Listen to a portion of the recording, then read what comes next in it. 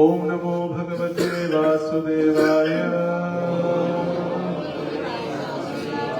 ओम नमो भगवते वासुदेवाय। ओम नमो भगवते वासुदेवाय। श्री जगन्नाथ बलदेव सुभद्रा महारानी की जय। अलारनाथ भगवान की जय। श्रील प्रभुपाद की जय। हरे कृष्ण। आपण ज्या ठिकाणी बसलेलो आहोत हे अलारनाथ मंदिर आणि मंदिरामध्ये जे विग्रह आहेत हे शंख चक्र गदा पद्म धारण केलेले भगवान नारायण किंवा विष्णूंचे विग्रह आहेत। या ठिकाणी ओढण षष्ठी म्हणून एक कार्यक्रम असतो। ऑक्टोबर नोव्हेंबर महिन्यामध्ये जी षष्ठी असते त्यावेळी भगवंतांना मग थंडीचे कपडे घालून मग भगवंतांना पण स्वेटर किंवा इत्यादी थंडीचे कपडे घातले जातात। त्यामुळे पूर्ण दर्शन होत नाही, फक्त भगवंतांचा चेहरा किंवा भगवंतांचं मुख दिसतं। शंख चक्र गदा पद्म धारण केलेले हे भगवंत अलारनाथ म्हणून प्रसिद्ध आहेत। आणि या ठिकाणी विशेष म्हणजे हे आहे की जगन्नाथ भगवंत जे आहेत पुरीमध्ये, त्या जगन्नाथांना आषाढ महिन्यातील पौर्णिमेला ज्या दिवशी जगन्नाथांचं प्राकट्य किंवा जगन्नाथ अष्टमी म्हणू शकतो आपण, पौर्णिमा आहे जशी गोकुळ अष्टमी असते, गोकुळ अष्टमी दिवशी कृष्ण प्रकट झाले, तसेच आषाढ पौर्णिमेला जगन्नाथ बलदेव सुभद्रा प्रकट झाले। आणि त्या दिवशी त्यांचा अभिषेक 108 कलश भरून पाण्याने अभिषेक केला जातो। काल आपण पाहिलं असेल जिथं भगवंतांना अभिषेकचं स्नान आहे, स्नान विधी, त्या स्नान विधीवरती बसून भगवंतांना स्नान घातलं जातं आणि 108 मटके थंड पाणी आणि औषधीने स्नान घातल्यानंतर भगवंत आजारी पडतात। किती दिवस? 14 दिवस। आपल्याला आठवत असेल कोरोनामध्ये सगळ्यांना 14 दिवस क्वारंटाईन केलं जात होतं आणि तेच भगवंतांना 14 दिवस हे फक्त आता नाही तर लाखो वर्षापूर्वीपासून ही प्रथा आपल्या संस्कृतीमध्ये चालत आलेली आहे। तर लाखो वर्षापासून जेव्हाही भगवंतांना स्नान घातलं जायचं 14 दिवस भगवंत आजारी पडतात आणि त्यावेळी भगवंतांना 56 भोग किंवा भात खिचडी जेही आपण अन्न प्रसाद बघितला तो भगवंतांना भोग लागत नाही आणि त्यावेळी भगवंतांना फक्त खिचडी, अद्रकचा काढा, आल्याचा काढा आणि औषध भगवंतांना भोग लावली जातात आणि ते 14 दिवस भगवंतांचं दर्शन होत नाही त्या ठिकाणी आणि म्हणून सगळे भक्त 14 दिवस या ठिकाणी येतात। तर असं म्हटलं जातं की जगन्नाथ पुरीमध्ये आषाढ महिन्यात जगन्नाथ 14 दिवस तिथं राहत नाही तर त्यांचं स्थान इथं आहे। तर हे अलारनाथ म्हणजे जगन्नाथांचं दुसरं स्थान किंवा दुसरं घर आहे ज्या ठिकाणी भगवंत 14 दिवस, म्हणून आता गर्दी कमी आहे पण आषाढ महिन्यात जेव्हा दर्शन बंद झाल्यानंतर इथं गर्दी वाढते आणि या ठिकाणी भगवंतांचा विरह सहन न झाल्यामुळे जे चैतन्य महाप्रभू देखील इथे यायचे दर्शनला। चैतन्य महाप्रभू जे साक्षात राधा आणि कृष्णांचे एकत्रित स्वरूप श्री कृष्ण चैतन्य राधा कृष्ण नाहे अन्य, तर चैतन्य महाप्रभू जे साक्षात कृष्ण आहेत 536 वर्षापूर्वी ज्यावेळी ते प्रकट झाले 18 वर्ष जगन्नाथपुरीमध्ये राहिले। काल आपण जे स्थान बघितलं गंभीरा, त्या गंभीरा म्हणजे 10 बाय 10 ची एक खोली आणि त्या खोलीमध्ये चैतन्य महाप्रभू 18 वर्ष राहिले आणि ज्यावेळी रथयात्रेच्या अगोदर हे जी आषाढ महिन्यातील पौर्णिमा आहे त्या पौर्णिमेला स्नान यात्रा झाल्यानंतर जगन्नाथांचं दर्शन झालं नसल्यामुळे चैतन्य महाप्रभू देखील इथे यायचे 14 दिवस। आणि ही जी शिला या ठिकाणी आपण पाहिली त्या शिलेवरती भगवंतांना प्रणाम केलेली ती शिला आहे। स्वतः कृष्णाने नारायणांना प्रणाम केला। चैतन्य महाप्रभू जे साक्षात कृष्ण आहेत दंडवत प्रणाम जो करतात, अष्ट अंग 8 अंग जमिनीला स्पर्श करून जे पुरुष भगवंतांना प्रणाम करतात आणि स्त्रिया पंचांग, स्त्रियांना कधी अष्टांग दंडवत करण्याची अनुमती नाहीये कारण त्यांचं पोट, ज्या पोटामध्ये ती संपूर्ण सृष्टी आणि स्तन, ज्या स्तनाद्वारे सर्वांना दूध पाजून ते सृष्टीची उत्पत्ती करतात त्यामुळे पृथ्वीला स्पर्श नाही करत। पण जे पुरुष आहेत ते भगवंतांना अष्ट अंग प्रणाम केल्यानंतर चैतन्य महाप्रभूंनी प्रणाम केला अलारनाथनं आणि जगन्नाथांच्या विरहामध्ये ते इतके व्याकुळ झालेले होते, इतकं त्यांचं प्रेम झालं की तो दगड सुद्धा वितळू लागला. हा दगड मंदिरात होता भगवंतांच्या समोर, आणि तो दगड सुद्धा वितळल्यानंतर या ठिकाणी जे पाणी किंवा चंदन चरणामृत ठेवलेलं आहे ते चैतन्य महाप्रभूंचे चरण, चैतन्य महाप्रभूंचं डोकं, हात, जिथं जिथं प्रणाम केलेला आहे, शरीर जिथं स्पर्श झालं ते दगड सुद्धा वितळलेलं आहे प्रेमाने. तर चैतन्य महाप्रभूंचं भगवंतांप्रती असलेलं प्रेम या शिळेद्वारे आपण पाहू शकतो. आणि चैतन्य महाप्रभूंनी प्रणाम केलेली शिला असल्यामुळे कुणीही पाय ठेवून येऊन ती शिलाच काढून त्याचं नवीन मंदिर बनवलं. आणि या ठिकाणी जे विग्रह आहेत षडभुज गौरांग आहेत. षडभुज गौरांग, षड म्हणजे 6, भुज म्हणजे हात. तर 2 हात आहेत चैतन्य महाप्रभूंचे. त्याच्यामध्ये एकामध्ये त्यांनी संन्यास दंड आणि एकामध्ये त्यांनी कमंडलू धारण केलेला आहे. पाण्याचा कमंडलू असं तो पाणी आणि संन्यास दंड. 2 हातामध्ये धनुष्य आणि बाण ते प्रभू रामचंद्रांचे 2 हात आहेत. आणि कृष्णाचे 2 हात आहेत, त्याच्यामध्ये त्यांनी बासरी धरलेली आहे. तर बासरीचे 2 हात आहेत ते कृष्ण, धनुष्य आणि बाण आहेत ते राम, आणि संन्यास दंड आणि कमंडल आहेत ते चैतन्य महाप्रभू. जेई गौर सेई कृष्ण सेई जगन्नाथ जे आपण म्हणतो तेच कृष्ण आहेत, तेच राम आहेत आणि तेच चैतन्य महाप्रभू आहेत. आणि हे दर्शन सार्वभौम भट्टाचार्यांना चैतन्य महाप्रभूंनी दर्शन दिलं पुरीमध्ये. जे सार्वभौम भट्टाचार्य मायावादी होते, भगवंतांना कधी मानत नव्हते, आणि त्यांनाच महाप्रभूंनी दर्शन दिलं षड ऐश्वर्य पूर्ण हे 6 हातांचं.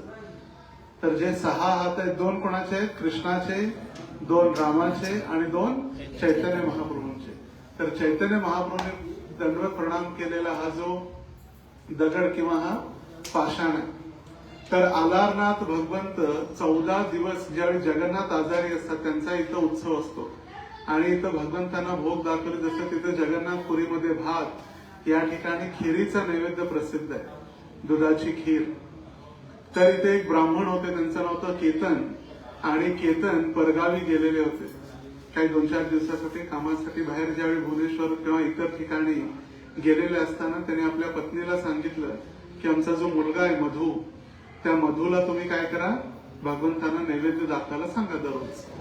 तर आता लहान होता मधू, त्याला वाटलं की आता नैवेद्य दाखवायचं म्हणजे भगवंत खात असतील, आणि त्याला म्हटलं की मला तर मंत्र वगैरे येत नाही, काय नाही, आणि मी कसं नैवेद्य दाखवणार. तर वडील म्हटले काय काळजी करू नको, आई जसं सांगेल आई कुकिंग करून देईल, आणि भोजन तयार झाल्यानंतर एका थाळीमध्ये दिल्यानंतर भगवंतांसमोर ठेव, भगवंतांना प्रार्थना कर, भगवंतांना सांग भगवंता खावा आता.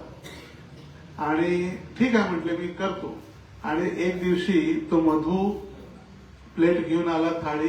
इथं थाळी आपल्यासारखी नसते, आपण ज्या नैवेद्य दाखवतो 1-1 चमचा ठेवतो, कावळ्याला ठेवतो तसं. इथं भगवंतांना मोठ्या मोठ्या थाळीमध्ये नैवेद्य दाखवला जातो. ती नैवेद्याची थाळी आणली, भगवंतांसमोर ठेवली, आणि भगवंतांना म्हटलं भगवंता तुम्ही नैवेद्य स्वीकार करा, मला तर मंत्र तंत्र काय येत नाही, मी ब्राह्मण नाहीये, मला मंत्रोच्चारण करता येत नाही, आपण नैवेद्य भोजन स्वीकार करा, मी बाहेर थांबतो. पडदा लावला, येऊन बघितला प्लेट तशीच आहे. दुसऱ्यांदा प्रणाम केला, मग दुसऱ्यांदा प्रणाम करून पुन्हा विनंती केली, तिसऱ्यांदा आला तरी तशीच होती प्लेट. मग तिसऱ्यांदा मात्र जोर जोरात रडू लागला. म्हटले भगवंता मी इतका पापी आहे का? वडील तर म्हटले तुम्ही भोजन स्वीकार करणार आणि तुम्ही तर काहीच खायना, तशीच तशी आहे थाली, आणि कृपा करून खा. आणि भगवंतांनी ती खीर स्वतः खाल्ली त्याची. आणि खीर खाल्ल्यानंतर घरी रिकामी थाळी घेऊन गेला. आईने विचारलं महाप्रसाद कुठे आहे? म्हटलं भगवंतांनी खाल्ली. आईला वाटलं तर कुणाला तरी दिलं असेल, नाही तर स्वतः खीर खाल्ली असते. आणि म्हणून आईने म्हटलं त्याला आज उपवास होता, तर घरात काय खायला नाही भगवंतांना, कारण का पूर्णच्या पूर्ण भांडी भगवंतांना अर्पण केली जायची. तसं आपण पुरीमध्ये पण पाहिलं असेल, एकदा भांड भोग लागल्यानंतर मातीचा जो माठ आहे तो पुन्हा वापरला जात नाही. तसंच पूर्णच्या पूर्ण थाळी भगवंतांना खीर अर्पण केली, त्या दिवशी उपवास. दुसऱ्या दिवशी पण त्यांनी सांगितलं भगवंतांनी खाल्ली, दुसऱ्या दिवशी पण तसंच उपवास, तिसऱ्या दिवशी पण उपवास. आता 3 दिवस झाले घरात काहीच खायला नाही. चौथ्या दिवशी जेव्हा वडील आले, वडिलांना सांगितलं आईने की म्हटलं मधू नैवेद्य दाखवायला घेऊन जातो आणि तिथं काहीच आणत नाही परत. तो म्हणतो भगवंतांनी खाल्लं. आता आईला पण विश्वास वाटेना, वडिलांना पण विश्वास वाटेना. मग वडील म्हटले ठीक आहे प्लेट घेऊन जा, आणि ते लपून बघू लागले. की कोण खातंय. आणि त्यावेळी त्या मधूने प्रार्थना केली भगवंतानं. भगवंताने ती खीर उचलली, गरम खीर होती, तेवढ्याच वडिलांनी भगवंतांचा हात धरला. म्हटलं भगवंता खाऊ नका, अगदी खीर गरम आहे, आत्ताच बनवून आणून देते. भगवंतांच्या अंगावर पडली, तिथं ते डाग आहेत भगवंतांना पोळलेले आजही. भगवंतांच्या शरीरावर जिथे जिथे ती गरम खीर पडली तर ते भगवंतांना तसं पोळलेलं किंवा जळलेलं ते स्थान आहे. तर भगवंतांना त्यांनी क्षमा मागितली. आम्हाला वाटलं की भगवंता मधू कोणाला तरी खायला देतो, पण मधूंचा वडील मी नाही तर माझे वडील आता गुरु मधू असल्याप्रमाणे. तर त्यावेळेपासून प्रसिद्ध खीर या ठिकाणी अलारनाथ भगवंतांना दाखवली जाते. तर अलारनाथ हे कुठली गिरी? ब्रह्मगिरी स्थानामध्ये अलारनाथ म्हणजे साक्षात नारायण किंवा विष्णू, शंख चक्र गदा पद्म धारण केलेले नारायण आहेत. तेच जगन्नाथ आहे. आणि जगन्नाथांना 14 दिवस त्यांचं दर्शन होत नसल्यामुळे सगळे भक्त या ठिकाणी विशेष दर्शनासाठी येतात. 14 दिवस भगवंत आजारी पडलेले असतात. त्यावेळी भगवंतांना पुन्हा नवीन पेंटिंग वगैरे करून 14व्या दिवशी भगवंतांचं दर्शन होतं. आणि 14 दिवसानंतर भगवंतांचं दर्शन होतं म्हणून नेत्रोत्सव, त्या उत्सवाचं नाव काय? नेत्रोत्सव. नेत्र म्हणजे डोळे, डोळ्यांना उत्सवाप्रमाणे डोळ्यांना उत्सव प्राप्त होतो म्हणून नेत्रोत्सव. आणि मग 15व्या दिवशी रथयात्रा. तर 15व्या दिवशी जी जगन्नाथ, बलदेव आणि सुभद्रा यांची मोठी जी रथयात्रा होते, जगप्रसिद्ध जगन्नाथांची ती रथयात्रा. तर हे अलारनाथ ब्रह्मगिरी स्थान आहे. आणि यानंतर आपण जाणार आहोत कोणार्क, ज्या ठिकाणी सूर्यनारायण मंदिर प्रसिद्ध आहे. ते सूर्यनारायण मंदिर अगदी जास्त प्रसिद्ध आहे टुरिस्ट प्लेससाठी. सूर्याच्या गतीनुसार ते बनवलेले. सूर्य जसा हळूहळू सूर्योदय होतो आणि सूर्य जसा वर जातो त्या पद्धतीनं त्या सूर्याच्या किरणांना कशा पद्धतीनं त्यावेळेचे इंजिनियर, आताचे नाही, त्यावेळी हजारो वर्षापूर्वी सुद्धा सायन्स होतं हे सिद्धांत सेट करण्यासाठी ते कोणार्क मंदिर बनवलेलं आहे. तर कोणार्क मंदिर प्रसिद्ध आहे टुरिस्ट प्लेससाठी, फोटोग्राफी आणि सगळे त्याच्यासाठी प्रसिद्ध आहे. आपल्या भारताचं जे ऐश्वर्य आहे ते ऐश्वर्य जसं माननीय पंतप्रधान मोदी सुद्धा घेऊन येतात आपले भारत विदेशातून आलेल्या गेस्टना देखील त्या ठिकाणी. आणि त्यानंतर आपण जाणार आहोत साक्षी गोपाल, नाही लिंगराज. आणि लिंगराज म्हणजे जे शिवजींचं स्थान आहे. भुवन ईश्वर, भुवन म्हणजे संपूर्ण सृष्टी आणि त्याचे ईश्वर, भुवन ईश्वर, भुवनाचे स्वामी शिवजी. तर भुवनेश्वर मध्ये 1 करोड शिवलिंग होते. 1 करोड शिवलिंग आहेत, पण 1 करोड शिवलिंग ते होते आणि त्याचे जे मेन मुख्य स्थान आहे ते लिंगराज मंदिर. त्या 1 करोड पैकी सगळ्यात महत्वाचं लिंग लिंगराज. आणि त्या ठिकाणी हरी पण आहेत आणि हर पण आहेत, 2 जण आहेत. त्यामुळे 1 शिवलिंग असं आहे भुवनेश्वर मध्ये ज्या ठिकाणी भगवंतांना तुलसी पण आणि बेलपत्र पण दोन्ही अर्पण केले जातात. कारण का हरी आणि हर दोघांचे एकत्रित स्थान आहे. बाहेर एक नंदीचा खांबा आहे. जसं विष्णू मंदिरामध्ये गरुड स्तंभ असतो तसा नंदी स्तंभ आहे. त्या नंदी स्तंभाला आपण जर मिठी मारली, आलिंगन दिलं तर आपल्या पोटाचे किंवा वेगवेगळे जे आजार आहेत ते कमी होतात. त्याच्याच बाजूला लक्ष्मी नरसिंह देवांचं मंदिर आहे. आणि बाहेर आल्यानंतर लिंगरांचं दर्शन करून शिवजींचं मंदिर दर्शन झाल्यावर गणेशजींचं दर्शन आहे. 12 ज्योतिर्लिंगांचं दर्शन आहे आणि यमराजांचं देखील दर्शन आहे. 12 ज्योतिर्लिंग, यमराज सर्वांचं दर्शन आहे. आणि त्यानंतर मग साक्षी गोपाळ. तर साक्ष देण्यासाठी भगवंत वृंदावनातून त्या ठिकाणी आले. तर ती कथा आपण मग साक्षी गोपाल इथे ऐकू. तर आता इथून कारण का कोणार्क मंदिरात जसा दिवस वाढतो तशी गर्दी पण वाढते टुरिस्ट लोकांची जी फिरणारा येणार. तर आपण आता लगेच इथून बसमध्ये आणि बसमधून मग कोणार्क सूर्य मंदिरामध्ये आपण जाणार आहोत. हरे कृष्णा कृष्णा कृष्णा हरे हरे, हरे राम राम राम हरे हरे. अलारनाथ भगवान की जय. श्री चैतन्य महाप्रभु की जय. अलारनाथ किंवा